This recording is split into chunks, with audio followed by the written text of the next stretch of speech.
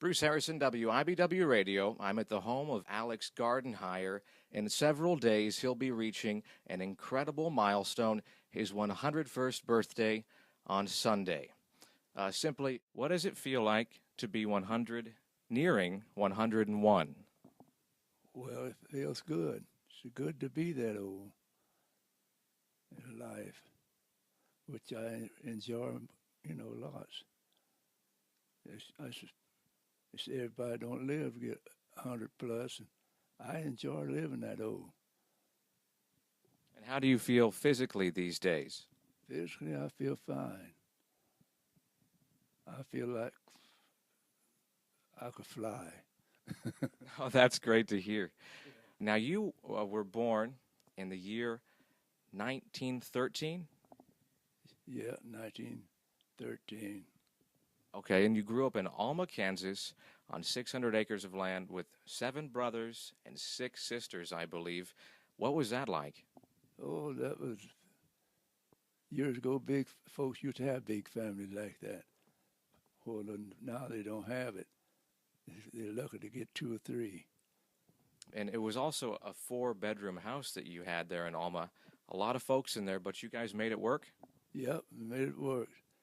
We had at least a little bit of a block of land that they worked on, made a living off that land, because they used it to plant things. And the fruit trees, they grow, fruit. I never will forget that cherries, peaches, and things that they don't grow. That if you can't buy it out of the store, you'll never get it now. I think back in those days, folks ate that kind of food, they lived longer. Do you attribute that kind of lifestyle growing up that way to your longevity, to your long life? Mm-hmm. Yeah, I love that. I'm going to tell you a little story.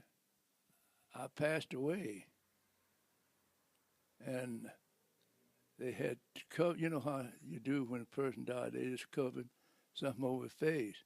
And while they was doing that, I came back alive. So I heard a man saying right now, he wasn't dead, so he's still alive. So I have died and came back to this world. So, yeah, I was in the World War II.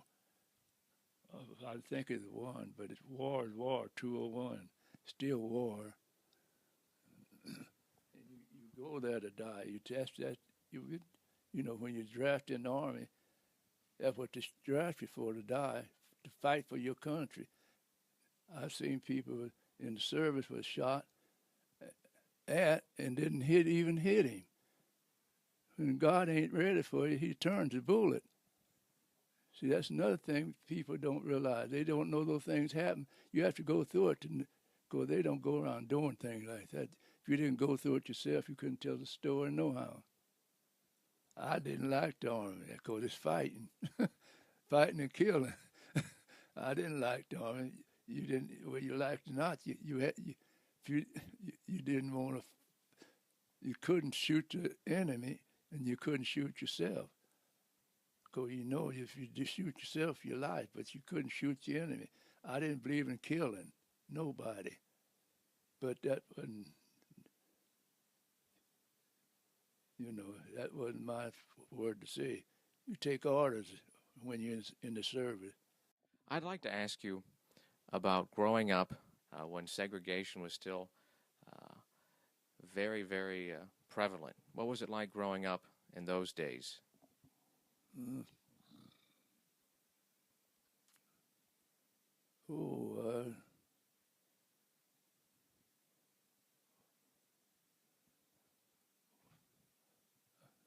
Some of it, I didn't have no trouble, Maybe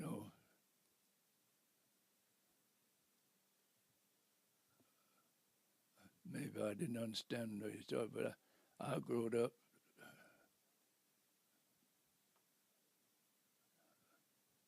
I didn't have no trouble. I was little in a small town. I don't think the small town was like the bigger city, like you come to Topeka, because everybody knew everybody. See, small town, that's right. That's just how small little town that Paxico, McFarland, I can name them because I lived up there with them. And so that's about all I can tell you about that.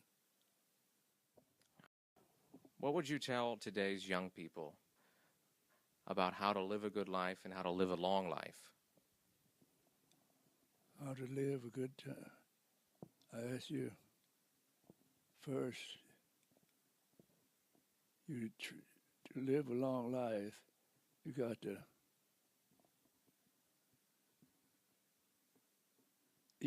eat right. See, food got a lot to do with your life. That's what you're eating it for. You eat the right food. That's what I do. I'm just going to tell you what I do. Everything may not work for everybody. It'll work for me. See, because you can't tell, I can't tell you how to live, but I can tell myself how I should live and what I should live to do a lot of life, because ain't no one can keep you here a long time but God. He's the one to give life. It ain't what you eat. Eat just keeps you alive. But God help keep you alive. But God really was keeping you alive. Not really. The food ain't got nothing to do with it. You got to eat. It's like a car can't drive without gas. See, without food, you can't go either. Gotcha? I got it. Well, thank you, Mr. Gardenhire. Some incredible stories, 101 years worth of stories to be exact. Bruce Harrison, WIBW Radio.